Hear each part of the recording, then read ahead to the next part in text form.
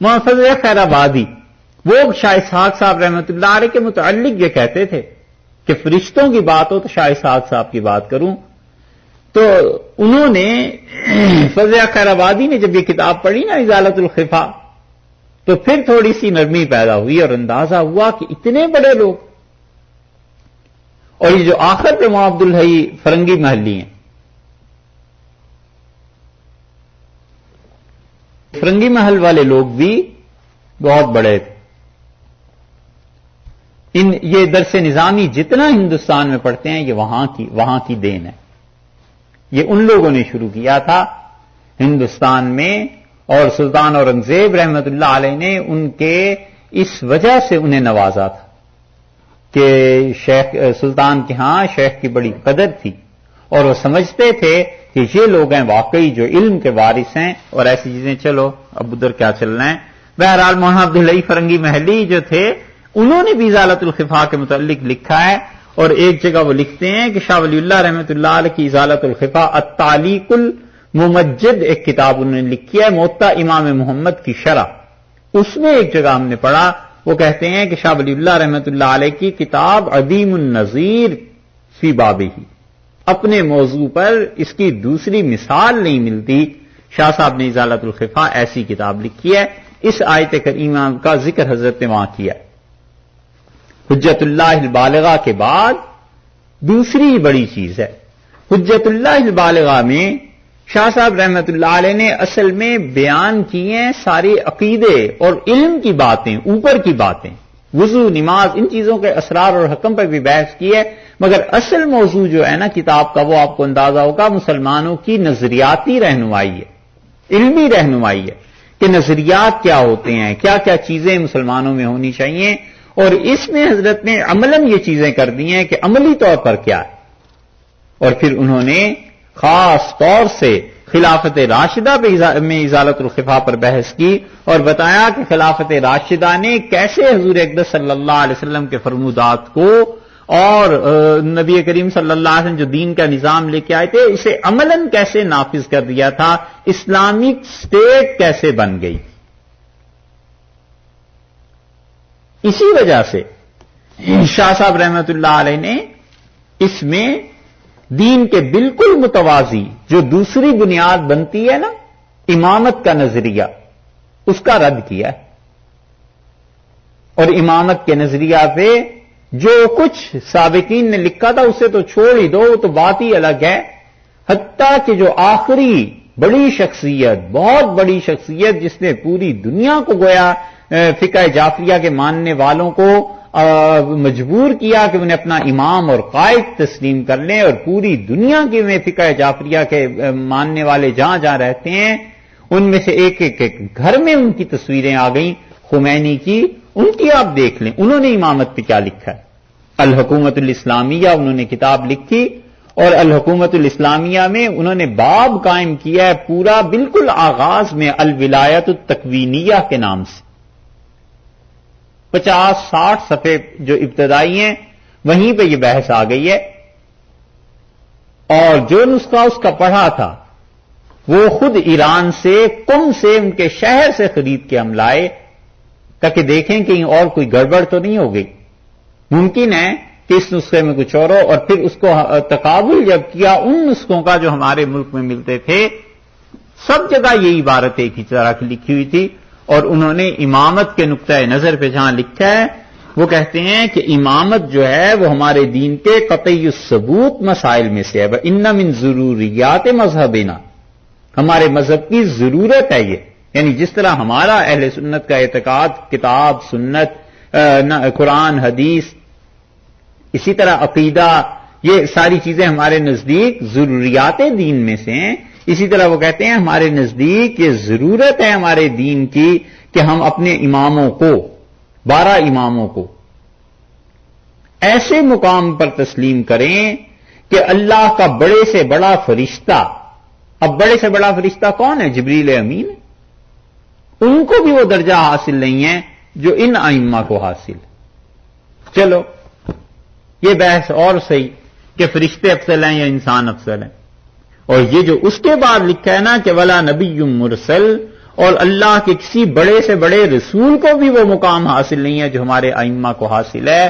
یہ ہے وہ چیز جو ہم کہتے ہیں قابل اعتراض ہے. اللہ کے بڑے سے بڑے رسول تو پھر حضور اقدس صلی اللہ علیہ وسلم ہیں، اور کسی کو بھی یہ مقام حاصل نہیں جو رسول اللہ صلی اللہ علیہ وسلم کو حاصل ہے. تو یہ تم لوگ امامت کو رسالت پر ترجیح دے رہے ہو. کوئی لڑائی جھگڑے کی بات نہیں، صرف اتنی سی بات ہے کہ کیا سیدنا علی اور سیدنا حسن اور سیدنا حسین اور سیدنا زین العابدین اور سیدنا جعفر امام باقر اور سیدنا جعفر صادق اور سیدنا موسیٰ کاظم رضی اللہ تعالی عنہ مجمعین، یہ سارے کے سارے حضور اقدس صلی اللہ علیہ وسلم سے بلند مقام کے تھے اللہ کے. ہوش کرنی چاہیے کہ رسول اللہ صلی اللہ علیہ وسلم کی توہین اس میں ہے یا نہیں. اور چونکہ جہالت عام ہے اس لیے کوئی نہیں انہیں کہتا کہ یہ جو تم عقیدہ رکھے وہ امامت کا، اس امامت کے نظریے سے ختم نبوت پر بھی زد پڑتی ہے. اور یہ لفظ ان کے بالکل یہی الفاظ ہیں، اور ابھی زندہ ہی ہیں نا، کتابیں بھی مل جاتی ہیں.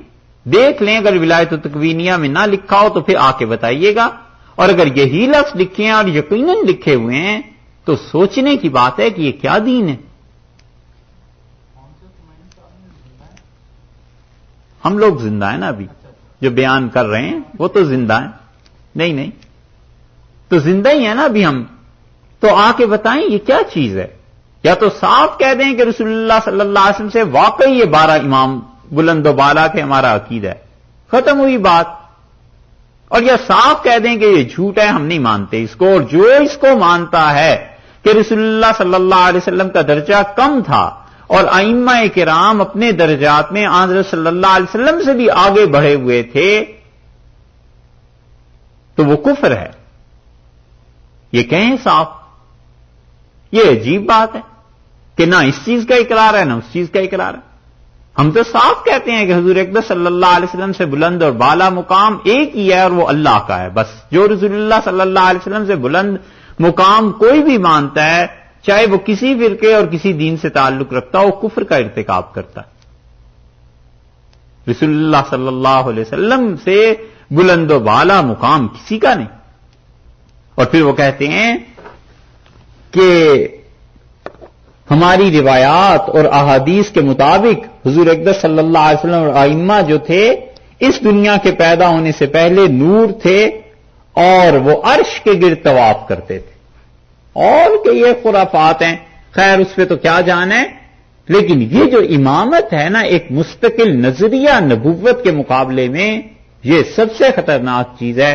اگر فرض کر لیں ان الفاظ کو کوئی بھی ایسا آدمی سنتا ہو جس کا تعلق فقہ جعفریہ سے ہو، تو ہم ہاتھ باندھ کے گزارش کرتے ہیں کہ مرنا آپ نے بھی ہے، ہم نے بھی، اور آپ صرف امامت کا باب پڑھ لیجئے، کچھ نہ پڑھیے. شیعہ سنی اختلافات کیا چیزیں ایک طرف رکھ دیں، ان کو صرف امامت کا باب پڑھ لیں. اور اگر آپ کو دیانتداری سے جو کتابیں آپ کے ہاں صحائے اربعہ کہلاتی ہیں، کافی، اصول کافی، ملا یا ضرور الفقی، اور یہ کتابیں جو ہیں بڑی بڑی حدیث کی کتابیں شمار ہوتی ہیں، ان میں صرف امامت کا باب پڑھ لیں اور آپ دیانتداری سے بتا دیں اگر وہ حضور اقدس صلی اللہ علیہ وسلم سے بلند و بالا امام ثابت ہوتے ہیں تو کیا یہ اسلام ہے؟ اور اگر یہ ثابت ہو جائے تو کیا پھر بھی آپ اس پہ عقیدہ رکھیں گے؟ بس سیدھا سادہ سا سوال. اسی لیے جتنے بھی فرقے مسلمانوں کے ہم کہتے ہیں کہیں نہ جاؤ یار، کیوں دوسروں پہ لان تان کرتے ہو، اپنوں کی بڑوں کی کتابیں پڑھ لو. اپنے جتنے بھی ان کے بڑے ہیں نا، سب اپنے اپنے بڑوں کی کتابیں پڑھ لیں، پھر خود ہی پتا چل جائے گا کہ کون کیا ہے. ہم جو اس پہ مر مٹے ناسے تو کیا بے جا کیا. ہم جو اس پہ مر مٹے ناسے تو کیا بے جا کیا. ایک ہمیں سودا تھا، دنیا بھر تو سودا ہی نہ تھی. یہ شاہ ولی اللہ اور مولانا اسماعیل شہید اور سید صاحب اور یہ حضرت مجدد رحمۃ اللہ علیہ جن کا نام بار بار لیتے ہیں، ایسے ہی کوئی کھیل نہیں بچوں کے. پوری ذمہ داری اور اس احساس ذمہ داری کے ساتھ لیتے ہیں کہ اللہ کے ہاں جا کے ان چیزوں کا جواب دینا، اور براہ راست ان کی چیزوں کو پڑھایا بغیر کسی واسطے کے، اساتذہ سے پڑھایا سمجھایا، اور اساتذہ نے جو کچھ سمجھایا تھا خود اسے بھی چیک کر لیا کہ یہ بھی کوئی تعصب تو نہیں ہے، معلوم ہوا جو کچھ ان حضرات نے لکھا ہے کوئی اس میں ایسی چیز نہیں تھی، اسی لیے تو اپنا بڑا مانا۔ ان حضرات کے ہاں ایسی خرافات کوئی چیز ہوتی تو کب کے چھوڑ گئے ہوتے، اور جو کتابوں میں ان کے بعض باتیں بعض چیزیں ہیں جس پہ علمی بحث ہو سکتی ہے، اس سے کوئی اختلاف نہیں کہ فتوے میں کسی سے غلطی ہو گئی تو آدمی بحث کرتا ہے، ہاں جی یہ دلائل ہیں، یہ فتویٰ ایسے نہیں ایسے، نماز کا کوئی مسئلہ لکھا ہے تو اس میں یہ چیزیں ہوتی رہتی ہیں، علمی اختلافات ہیں، مگر یہ جو امامت نبوت کے مقابلے میں مستقل ایک چیز آ گئی ہے، اس کو پڑھنا چاہیے لوگوں کو۔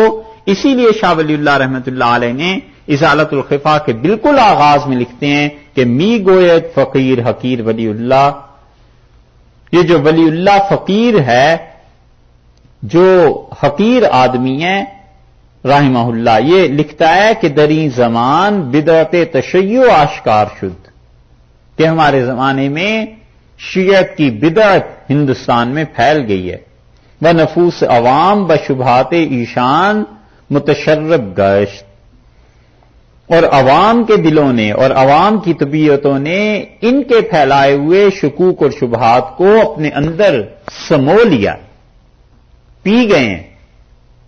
وہ اکثر اہل ان اقلیم، اور ہمارے ہندوستان کے اکثر لوگ در اسبات خلافت خلفائے راشدین رضوان اللہ تعالی علیہم اجمعین شکوک بہم رسانیدند،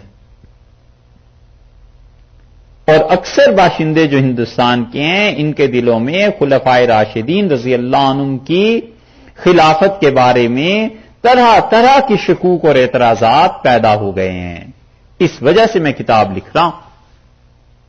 اور پھر فرماتے ہیں ہر کے در شکستن ان اصل سعی می کند، اور ہر وہ آدمی جو اس خلافت راشدہ کی اصل کو توڑنے کی کوشش کرتا ہے، بحقیقت حدم جمی فنون دینیا می خاد، وہ در اصل دین کے سارے اصل کا انکار کرنا چاہتا ہے، پورے دین کو جڑ سے اکھیڑنا چاہتا ہے، ہر وہ آدمی جو خلافت راشدہ کا انکار کرتا ہے۔ یہ حضرت نے لکھا ہے، اور پھر کہتے ہیں آگے چل کے کہ یہ خلفائے راشدین حضور اقدس صلی اللہ علیہ وسلم کے درمیان اور امت کے درمیان کا یہ واسطہ ہے، قرآن مجید کو لینے میں اور قرآن مجید کی صحت پر یہ واسطہ ہیں، کیونکہ رسول اللہ صلی اللہ علیہ وسلم سے خلفائے راشدین نے قرآن کو لیا ہے نا، صحابہ رضی اللہ عنہم نے، مراد خلفائے راشدین وہاں خلفائے راشدین کا لفظ ہے، اور پھر اس کے بعد آگے کی امت کو۔ اور حضرت زندہ ہوتے اور بے ادبی نہ ہوتی تو ہم عرض کرتے کہ حضرت سارے ہی صحابہ کرام رضی اللہ عنہم واسطہ ہیں رسول اللہ صلی اللہ علیہ وسلم اور امت کے درمیان، اگر یہ واسطہ مشکوک قرار پا جائے تو نبی کریم صلی اللہ علیہ وسلم کی رسالت نہیں رہتی، اور یہ واسطہ مشکوک قرار پا جائے تو قرآن نہیں رہتا۔ ہمیں کیا بتائے کہ رسول اللہ صلی اللہ علیہ وسلم رسول تھے یا نہیں تھے، ہمیں تو صحابہ کرام رضی اللہ عنہ نے بتایا ہے، حدیث نے بتایا ہے نا، انہی کی روایات ہے نا، ہمیں کیا معلوم کہ قرآن اللہ نے نازل کیا ہے حضور اقدس صلی اللہ علیہ وسلم پر یا نہیں نازل کیا، ہمیں پتا چلا رسول اللہ صلی اللہ علیہ وسلم کی زبان مبارک سے، اس زبان پر ہم نے اعتبار کیا ہے، اور اس زبان نے بتایا کہ یہ دیکھو میرے دوست ہیں، یہ میرے ساتھ زندگی گزار رہے ہیں، ان کی پیروی کرنا یہ سارے کے سارے قابل اعتماد ہیں۔ ہم نے کہا جی بالکل ٹھیک ہے، یہ قابل اعتماد ہیں، ہمارے اور آپ کے درمیان واسطہ ہے۔ تو خلافت راشدہ کو نہ ماننا، اسے اکھیڑ دینا، حضرت فرماتے ہیں پورے دین کو اکھیڑنا ہے۔